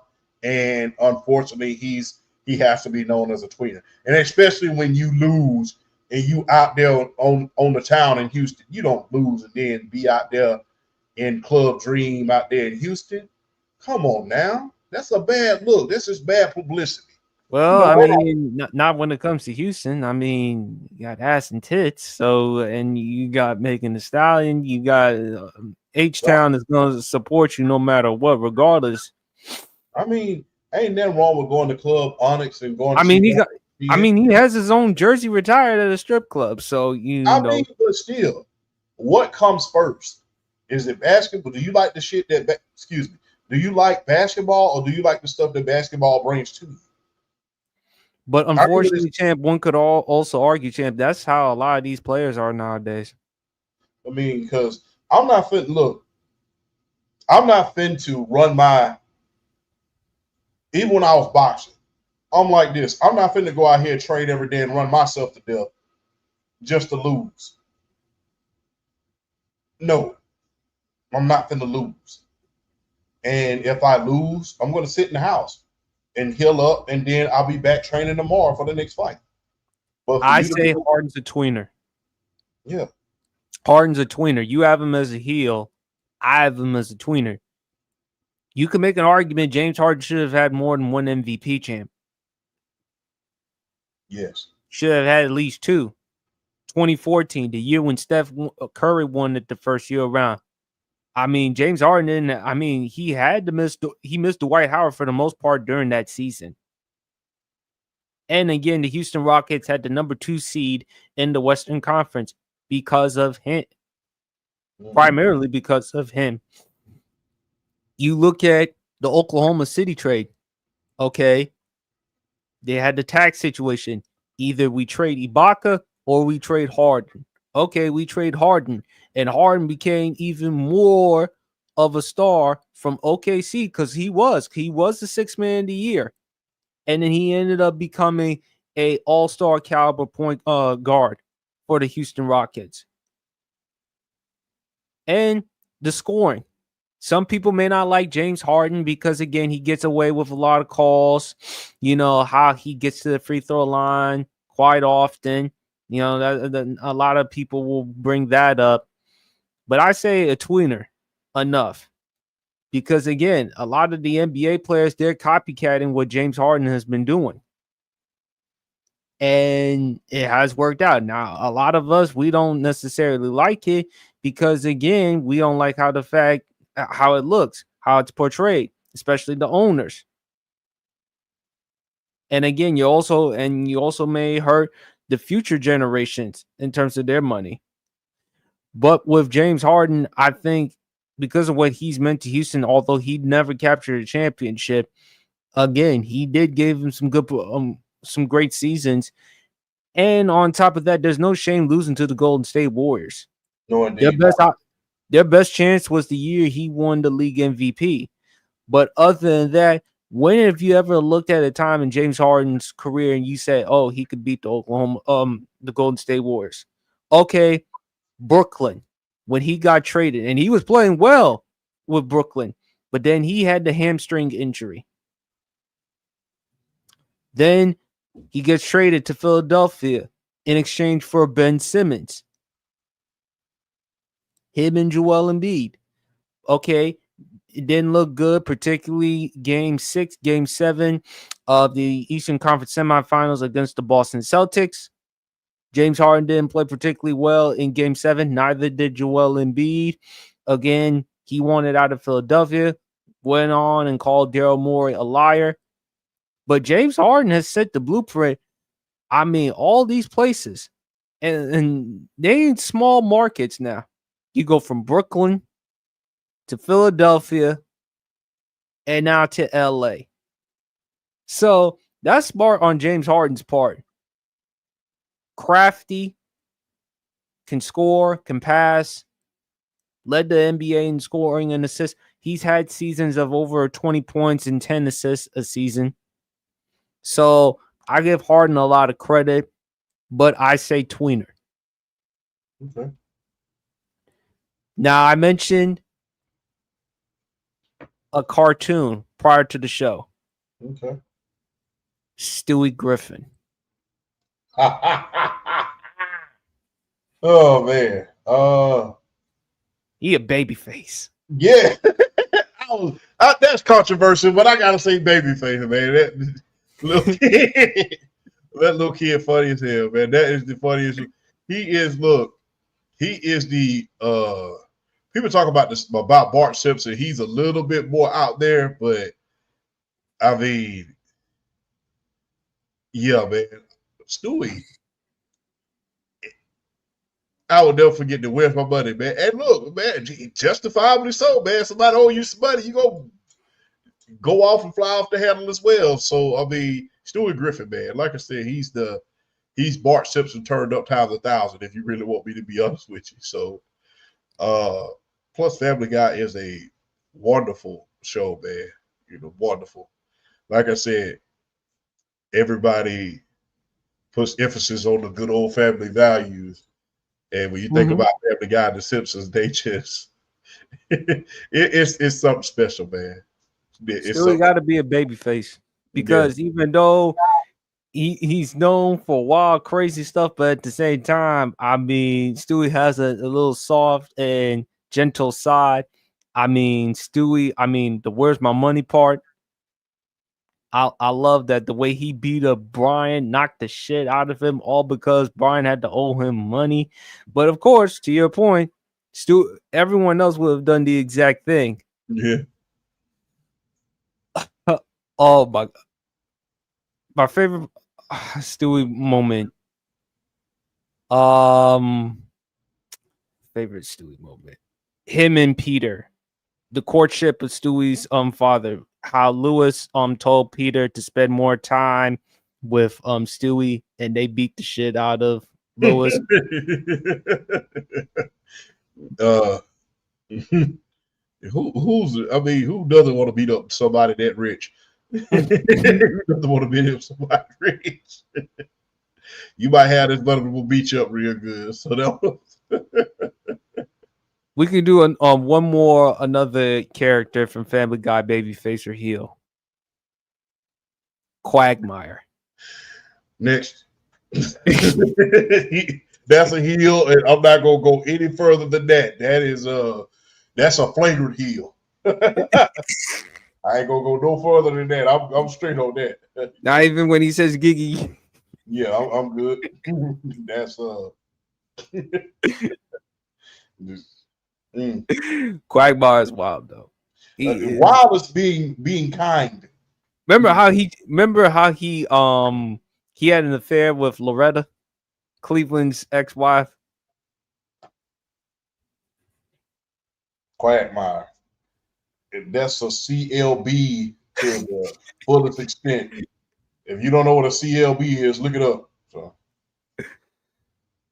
And then let's not forget, remember the episode when Peter won the Wheel of Fortune and he had the free maid service, and then he fell in love with the maid. And then how there was the funeral for Quagmire, and then Death showed up, but come to find out Quagmire wasn't really dead. It was all fake. And his wife passed away because she touched Death. And then it's like, Death, can I have that body over there for like an hour or half hour? And then Peter's like, oh, that's Quagmire. I'll never forget when that lady put it on Quagmire, he got froze like this in the ambulance. So Quagmire is that's probably the most controversial character. It's a controversial show already. Quagmire is one of those super controversial figures, man.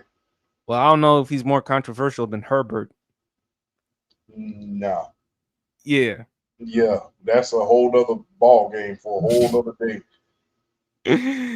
But like I said, that's why you called me the New Jersey Genius for a reason.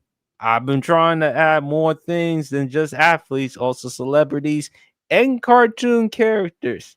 You were surprised when I brought up Stewie, huh? Yeah, Stewie. I didn't expect that. I'm thinking you finna bring up somebody like Taz or Bugs Bunny or something like that. Stewie is a whole nother ball game. Actually, we could do one more. Eric Cartman. Man. Babyface. I don't care what nobody still died on that here. That's a babyface. Yes, absolutely. Hey man, look, man, he's quick. I've never seen somebody roast somebody quite like Cartman can. Man. Oh my god, the way he attacks Top. I will never forget this song. I got in trouble in school one day for saying that damn song. I got in trouble in school. I got in trouble in school for saying that damn song. Wearing that particular outfit that he had on for Halloween, that like, what the hell are you doing? Then what's so funny about that? They took that costume off of him and made him a ghost. That was Cartman is very, very quick and diabolical. But like I said, Cartman's a babyface, man. I don't care what anybody say. Cartman's a babyface, man. He is, man. Cartman is insane. I mean, like he is smart, funny, diabolical. Do you remember the episode on when he was before he and Wendy had that match, Yeah. when Wendy beat the shit out of him, Yeah. remember he took a dump on Garrison's desk? Mr. Garrison used to go through it, man. Mr. Garrison used to go through it. They tortured that damn teacher. I ain't never seen a teacher go through more than what he would. Yeah, that was crazy, man. But Cartman the babyface. We agreed there. We vehemently agreed there. Yeah, Cartman's a babyface. Plus, you know, hey. If Stewie's a babyface, what is Cartman? Yeah, Cartman's a babyface, man. Matter of fact, I might just dress up as Cartman this year. I might just dress up as Cartman this year when I go to Halloween. I might just do that this year.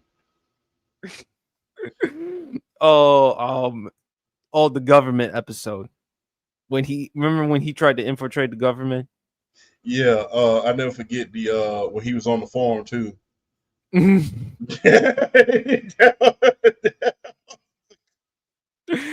Oh my god, that's hilarious. All right, champ. Favorite Heidenreich moment. The last Riot match. And the build up to it. Not to mention, you know, with him interfering with that last Riot match against The Undertaker and John Bradshaw Layfield, we all knew No that. mercy. No mercy. We all knew that JBL was cooked. He was going to have some interference in that match. But Heidenreich coming in and making a big impact that he had. And, you know, the casket match. I hate caskets. I'm surprised you didn't bring up the Michael Cole one. Yeah, I was trying to avoid that one. That one was crazy. You know, I never forget when they remade the Legion of Doom. When him and Animal remade the Legion of Doom, the Road Warriors, I would say. They remade that, and that was a pretty good combination for a little bit. I like that. That was cool. That was cool. But I never forget with that build up to the Undertaker, he almost got to fighting with Taz, and Taz was walking up the ramp right before the bell tolled. I mean, Paul Heyman, man. Paul Heyman to have a monster like a Heidenreich, that was something to behold. Remember when after the match, after No Mercy, when Paul Heyman was driving the limo and then Heidenreich, remember when he crashed Undertaker? Yeah. Yeah, he crashed into it while he was in that Hearse. But man, Heidenreich was very underrated, man, especially for they was able to create a lot of stars during that era that were quote unquote forgotten stars. Him, Mark Jindrak, Mr. Kennedy, those guys, which later Mr. Kennedy became Mr. Anderson. Those guys became stars in their own right for temporarily. And the perfect guys to put them over, the perfect guy to put all of those guys over was the Undertaker. So that feud with the Undertaker definitely put him in a good place. So, I mean, even if it was for a brief moment, because Undertaker needed a monster heel to go against, and they granted it, and Heidenreich did provide him that for a brief moment.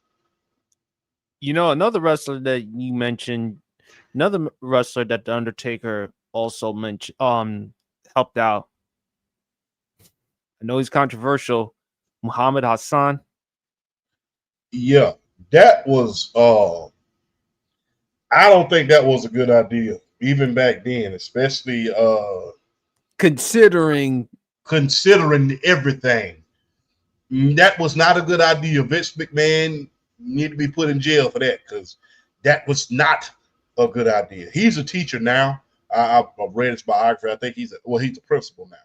But man, when I tell you that was not a good idea, him and Navari, that was cringe. Well, it's Vince.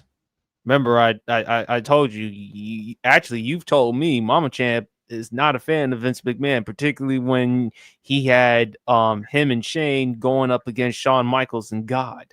Yeah, and the whole corporate ministry thing, that was never forget my mom threatened to make me stop to turn off the TV during that time, because the only thing I watched on Monday was wrestling, Monday Night Football. I've been not catching on that damn wrestling. I don't want to see Vince McMahon playing with the Lord. But But you know, when you make up something called the corporate ministry and you burning crosses and shit, that's gonna cause a stir. So, especially in the South, the Bible Belt. especially you mean, I mean, people got to realize the South is the Bible Belt. The fact of the matter is, Jerry Jones wasn't even the highest bidder on the Dallas Cowboys. It was Dr. Buss. Dr. Buss was supposed to buy the Cowboys, but someone leaked some information and come to find, and you know, because of his playboy lifestyle, they didn't want him owning it.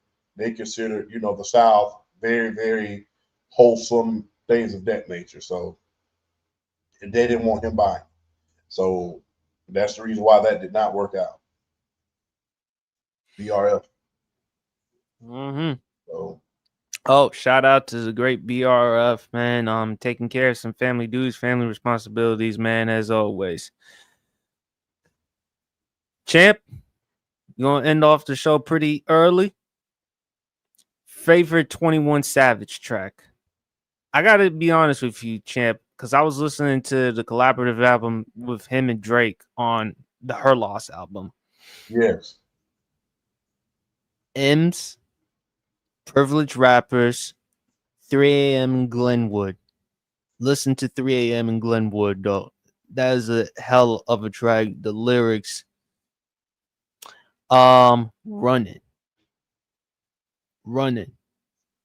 So him when Savage and Drake collab with each other, it's gonna be a hit. And with Metro, with them beats, Yes. definitely. So those are my favorite tracks from 21 Savage. What's your big fella? No heart. No heart. That's the whole reason for the promotion. No heart was, I mean, that was my first encounter with 21 Savage, man. I mean, I never forget one of my friends had me listen to that. Me, I'm old school. I've always listened to the old school rap. He said, hey, man, listen to 21 Savage. I was like, man, I ain't trying to listen. He's like, hey, man, no, listen. So, No Heart, Spin About You, that one was good. I mean, that one was good. 10 Freaky Girls. 10 Freaky Girls. Bank Account. A lot. How much money you got? A lot. I love that, man. That was Red Drum. Yes. When you hey, that's special, man. Whenever you're in a good mood, man, you want to get in a better mood, man, listen to that one, man. 21 Savage definitely underrated, man. And I'm glad that a lot of things, everything, that whole collab between him and Drake, it was when you get a collaboration album, it really don't turn out to be that damn good. I mean, although, and a prime example of that would be you know, a certain R&B singer and Jay-Z. Yeah. Although it was good although the songs were good, it was lackluster. It wasn't what we thought it was going to be. You know, the whole best of both worlds album. Usually when people collab on the same album, sometimes it's not that good. You either gonna get it real good or real bad. But this one was a collaboration album that was real, real good. One of the best of all time if you talk about collaboration albums. So if you think about Her Loss, there's not one song on there that you can skip over. You have one of the best in the business when it comes to Drake. People can say, well, people lose beefs every day. MC Shan lost a beef, you know, Busy B lost a beef, Easy lost a beef, hell, even 50 Cent lost a beef. Rappers lose beefs every day. There's no reason to be a stan about it, I will say. Rappers lose beefs every day and they come back and have good careers. So it's a rap beef. Things you win some, you lose some, and you live to fight another day. And fortunately for Drake, he's still fighting. He ain't missed a beat. So, and like his latest song, What Did I Miss? Again, he's not gonna miss it. Drake, as far as catalogs are concerned, one of the greatest of all time. So, yeah, as far as catalogs are concerned, I would say. But hey, you win some, you lose some, man. I got the privilege to see a lot of rap beefs in my time. A lot of people lost them. So, hey, 50 Cent, is the biggest troll in the world, and he lost the beef against Game. So, yeah, that is true. Can't forget that. But fellas, I know it's a little early, but that concludes the rest of the Sports PSP pod. Don't worry. Hopefully, when BRF comes back, we'll definitely try to make it a little bit longer. We would love to hear what BRF had to say regarding Babyface Heel and with a lot of stuff because you know BRF brings in the fire as well. But always a pleasure having the big fella, undisputed world champ on the pod. Any last words before we wrap up the show, big fella? Football season is starting. Look, let's just be honest. Good time. It's a good time, but don't mess it up because of small mistakes. Let's love each other now more than ever. Let's, encourage each other now more than ever. And if you need any reason to understand why I say that, look no further than it being the 20th anniversary of Hurricane Katrina. And think about what the people of New Orleans were able to overcome. And when you think about the travesties that they went through, they got through it because they loved each other and they loved their families, and they got through it because of each other. So let's take heed from the Katrina family, the 25th anniversary and the 20th anniversary. And, let's take after them and love each other, uplift each other, and bring each other up. Happy birthday, D, once again, the beautiful D. Thank you for all that you do for the Sports PSP podcast. Without y'all, I wouldn't have my right-hand man right here. So happy birthday to you. Enjoy it.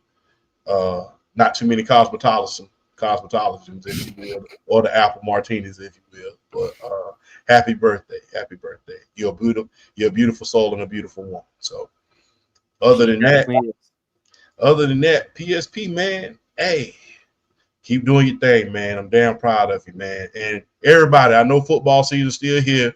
Let's still pay homage to the ladies and let's still watch the W. I got two. Hey, I was watching the NFL on my computer and the W on my television screen.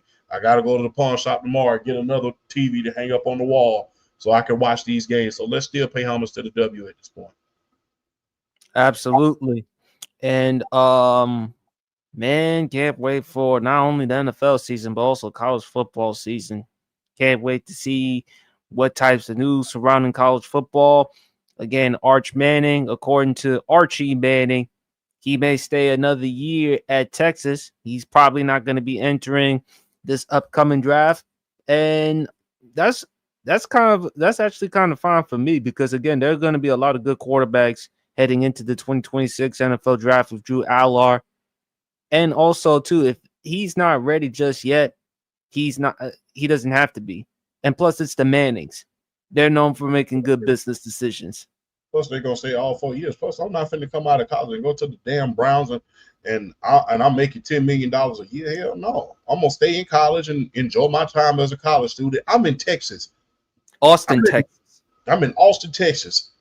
I love my home state of Georgia. I love it. And football is big here, especially high school football.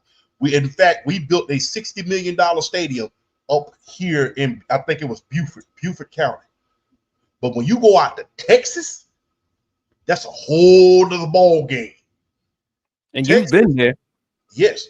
Football in Texas is equivalent to how basketball is to New York. And Indiana.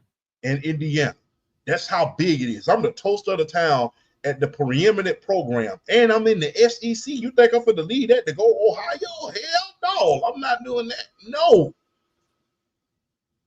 So there you go. But appreciate everyone for hopping in, taking the time to watch the Sports PSP pod again. Once again, happy birthday, D. Love you, big sis. Just want to thank everyone for hopping in, supporting the pod. Almost at 120,000, and we're going to continue to do great things with this podcast, man. Please stay safe. Enjoy the rest of y'all weekend. Enjoy the NFL preseason.